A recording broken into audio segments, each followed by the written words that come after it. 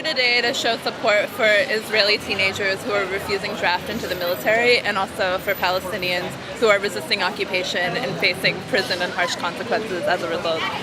Or Ben David, who's one of the latest wave of Shministim refusers, is serving her third prison term, and today is an International Day of Solidarity with Or and the other Israeli refuseniks who are refusing draft. Also, Jamal Juma, the coordinator of the Stop the Wall campaign, was arrested from his home and is currently being detained in Israeli custody without charges. So we're also here to show support for him and other Palestinian organizers who are currently in prison. I think a lot of people, when they hear Israel, when they hear Palestine, just think of this overwhelming, never-ending conflict that has no resolution, no hope, no possibility. These are peoples that have historic hatred.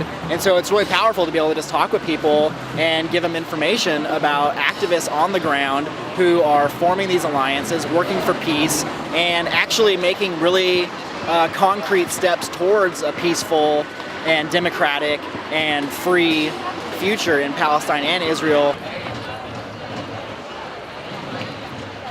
I'm here as part of the Dialogues Against Militarism delegation that organized this event today, who were in Israel and Palestine in the month of November, meeting with these folks. We had the privilege to meet with Jamal Juma, who's in jail right now.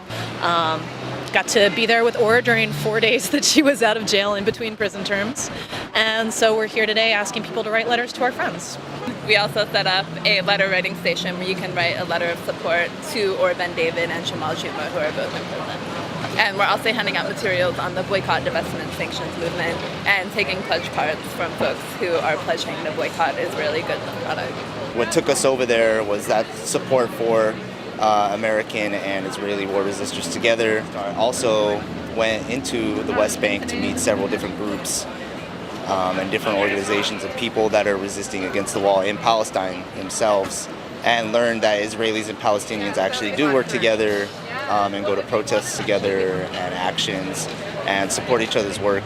So it's really incredible to be able to talk with people about supporting activists both doing grassroots organizing in Palestine to reclaim community power, to maintain sovereignty, to be able to expand human rights in Palestine, and folks that are resisting within Israel to really change not only the conditions in Palestine, but to transform things in Israel so that Israelis have human rights away from militarism, away from fear. And so for us in the United States, this is a crucial opportunity to not just join in solidarity with people in Israel and Palestine, but to see the fight over there for freedom as something that's really about transforming society here in the United States as well.